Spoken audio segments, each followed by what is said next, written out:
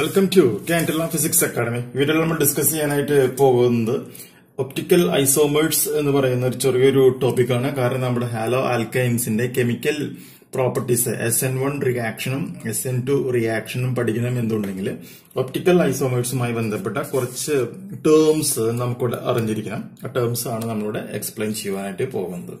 ആർക്കെങ്കിലും നമ്മുടെ ഓൺലൈൻ കോച്ചിങ്ങിന് ജോയിൻ ചെയ്യാൻ താല്പര്യമുണ്ടെന്നുണ്ടെങ്കിൽ കോഴ്സ് ഫീസും ഡീറ്റെയിൽസും അറിയുവാനായിട്ട് വാട്സ്ആപ്പ് ചെയ്യേണ്ട നമ്പർ +91 79 94 97 14 19. അപ്പൊ എന്താണ് നമുക്ക് ഫസ്റ്റത്തെ ഒരു ടേം നമുക്ക് ആദ്യം ഡിസ്കസ് ചെയ്യാം. ഫസ്റ്റ് ആയിട്ട് നമുക്കിവിടെ അറിഞ്ഞിരിക്കേണ്ട ടേം എന്ന് പറയുന്നത് കൈറൽ കാർബൺ എന്ന് പറയുന്ന ഒരു കോൺസെപ്റ്റ് ആണ്. എന്താണ് പറയണത്? കൈറൽ കാർബൺ എന്ന പേരിലുള്ള ഒരു ചെറിയൊരു ഐഡിയ നമുക്ക് അവിടെ ക്രിയേറ്റ് ചെയ്യണം. Chiral carbon. ഈ കൈറൽ കാർബണിനെ പറയുന്ന വേറൊരു രീതിയിൽ പറയാൻ പറ്റും. അസിമെട്രിക്കൽ കാർബൺ എന്ന പേരിൽ നമുക്ക് ഇതിനെ വേണമെങ്കിൽ പറയുവാനായിട്ട് സാധിക്കും. എന്താണ് പറയുന്നത്? അസിമെട്രിക്കൽ കാർബൺ എന്ന പേരിൽ ഈ കൈറൽ കാർബണിനെ നമുക്ക് വിളിക്കാം. എന്താണ് റീസൺ എന്നുള്ളത് നമുക്ക് അടുത്ത സ്റ്റെപ്പിൽ നമുക്ക് ഡിസ്കസ് ചെയ്യാം. ചില സമയങ്ങളിൽ ഇതിന് നമുക്ക് കൈറൽ സെന്റർ എന്ന പേരിലും എന്ത് ചെയ്യാറുണ്ട്? റെപ്രസെന്റ് ചെയ്യാറുണ്ട്. ചില സന്ദർഭങ്ങളിൽ കാർബൺ ഇരിക്കുന്ന ഒരു പൊസിഷനെ ബേസ് ചെയ്തുകൊണ്ട് സ്റ്റീരിയോ സെന്റർ എന്ന പേരിലും ഇത് നമുക്ക് റെപ്രസെന്റ് ചെയ്യാം. അപ്പൊ കൈറൽ കാർബൺ എന്ന് പറയുകയാണെങ്കിൽ ഇതിന് പറയുന്ന മറ്റൊരു പേരെന്താണ്? അസിമെട്രിക്കൽ കാർബൺ എന്ന പേരിലാണ് അറിയപ്പെടുന്നത്. ഇനി കാർബൺ ഇരിക്കുന്ന പൊസിഷനെ നമുക്ക് വേണമെങ്കിൽ എന്ത് പറയാൻ പറ്റും? കൈറൽ സെന്റർ, അതുപോലെ തന്നെ സ്റ്റീരിയോ സെന്റർ എന്ന പേരിലും നമുക്ക് ഇതിനെ പറയുവാനായിട്ട് സാധിക്കും. ഇപ്പൊ എന്ത് സംഭവം എന്നുള്ളത് നമുക്കൊന്ന് ജസ്റ്റ് ഞാൻ ഒരു ഡെഫിനിഷൻ ആയിട്ട് പറയാം. അതിനുശേഷം അതിന്റെ ബാക്കി പ്രോപ്പർട്ടീസ് എക്സ്പ്ലെയിൻ ചെയ്യാം. അപ്പൊ ഇതിന്റെ ഡെഫിനിഷൻ ആയിട്ട് പറയുകയാണെന്നുണ്ടെങ്കിൽ ഈ കൈറൽ കാർബൺ എന്ന് പറയുകയാണെങ്കിൽ എന്താണ് പറഞ്ഞത്? ഈ കൈറൽ കാർബൺ എന്ന് പറഞ്ഞാൽ chiral carbon is sp3 hybridized carbon, sp3 hybridized carbon, and whose valencies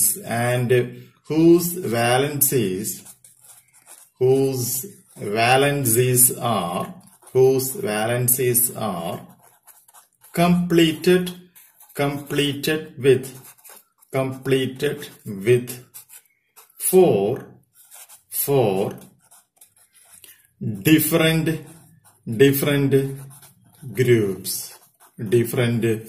groups, including hydrogen. അപ്പൊ കൈറൽ കാർബണിന്റെ ഡെഫിനിഷൻ ചോദിക്കുകയാണ് എന്നുണ്ടെങ്കിൽ നമ്മൾ അറിഞ്ഞിരിക്കണം എന്താണ് കൈറൽ കാർബൺ എന്ന് പറയുകയാണെങ്കിൽ എന്താണ്? അത് sp3 ഹൈബ്രിഡൈസ്ഡ് സിസ്റ്റം ആണ്, ഹൈബ്രിഡൈസ്ഡ് കാർബൺ ആണ്. അതിന്റെ 4 വാലൻസി ഉണ്ടാവും അല്ലെ? കാർബണിന് 4 വാലൻസി ഉണ്ട്. ഈ 4 വാലൻസിയിലും എന്താണ് സംഭവിക്കുക? ഡിഫറെന്റ് ഗ്രൂപ്പ്സുകളായിരിക്കും ഉണ്ടാവുക. പക്ഷെ ആ 4 ഗ്രൂപ്പുകളിൽ ഒരാള് എന്ന് പറയുന്നത് മസ്റ്റ് ആയിട്ടും എന്തായിട്ട് മാറാണ് ചെയ്യുന്നത്? ഹൈഡ്രജൻ അവിടെ പ്രസന്റ് ആയിരിക്കും.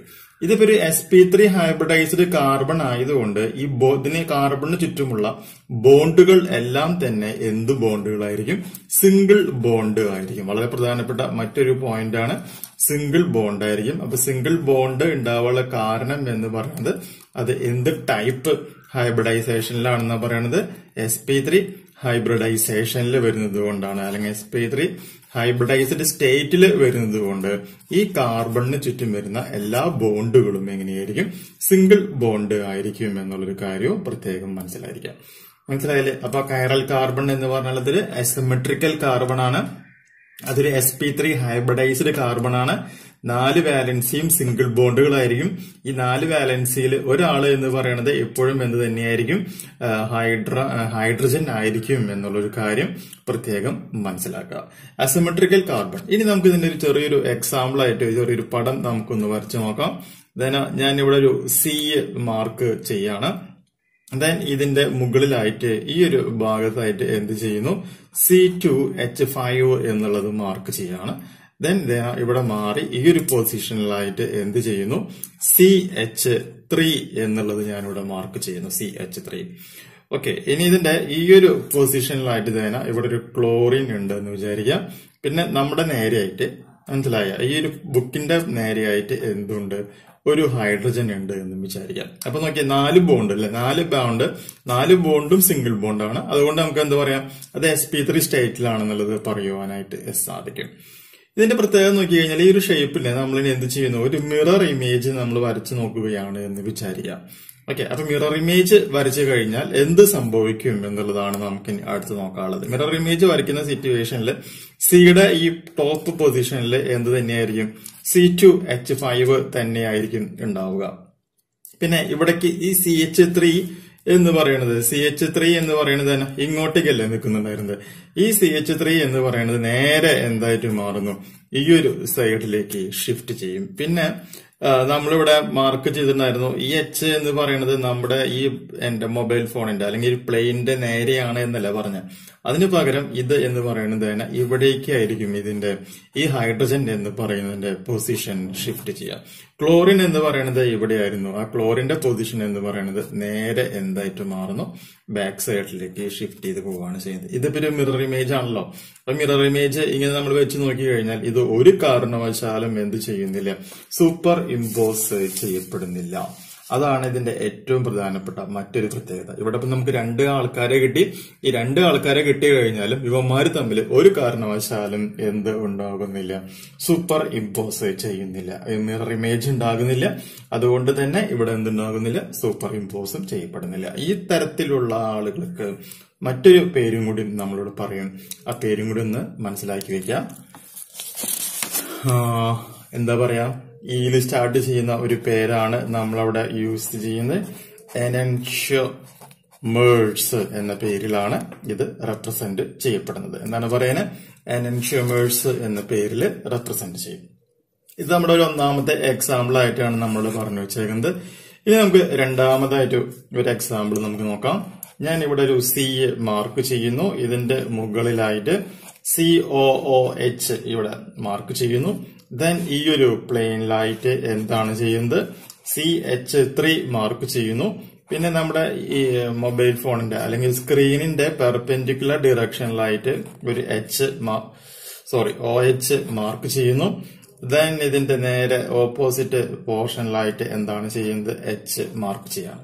ഇപ്പൊ കാർബണിന് ചുറ്റും 4 ഡിഫറെന്റ് ആയിട്ടുള്ള ആൾക്കാർ കാർബൺ ഇരിക്കുന്ന ഈ പൊസിഷനെ നമുക്ക് എന്താ പറയാം, കൈറാൽ സെന്റർ എന്ന് പറയാം, അല്ലെങ്കിൽ സ്റ്റീരിയോ സെന്റർ എന്ന പേരിലും മാർക്ക് ചെയ്യുവാനായിട്ട് സാധിക്കും. ഈ ഒരു കോമ്പൗണ്ടിനെ നമുക്ക് എന്ത് എന്ന പേരിലാണ് പറയാനായിട്ട് സാധിക്കുക. വളരെ ഇമ്പോർട്ടന്റ് ആയിട്ടുള്ള ഒരു കോമ്പൗണ്ടാണ്. 2-ഹൈഡ്രോക്സി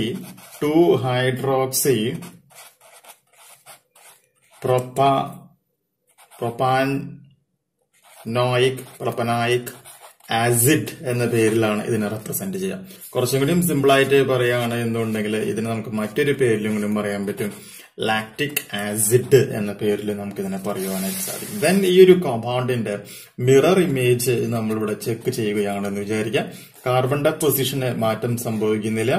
ഇവിടെ എന്ത് തന്നെയാണ് വരുന്നത്, COOH തന്നെ ഫോം ചെയ്യുന്നു. ഈ ഒരു റീജിയണിലായിട്ട് എന്താണ് വരുന്നത്, CH3 ആണ് വരുന്നത്. കണ്ടോ, ഇവിടെ ആയിരുന്നു CH3, ലെഫ്റ്റ് സൈഡിലായിരുന്നു CH3 എന്ന് പറയുന്നത്. ഇപ്പൊ എന്തായിട്ട് മാറി, റൈറ്റ് സൈഡിലേക്ക് ഷിഫ്റ്റ് ചെയ്യുന്നു. O എന്ന് പറയുന്നത് ഈ പോയിന്റ് അതെന്തായിട്ട് മാറാണ് ചെയ്യുന്നത്, നമ്മുടെ ഈ ഒരു പേപ്പറിന്റെ പ്ലെയിനെ പെർപെൻഡിക്കുലർ ഡിറക്ഷനിലേക്ക് എന്ത് ഷിഫ്റ്റ് ചെയ്യാണ്, OH ഷിഫ്റ്റ് ചെയ്യുന്നു.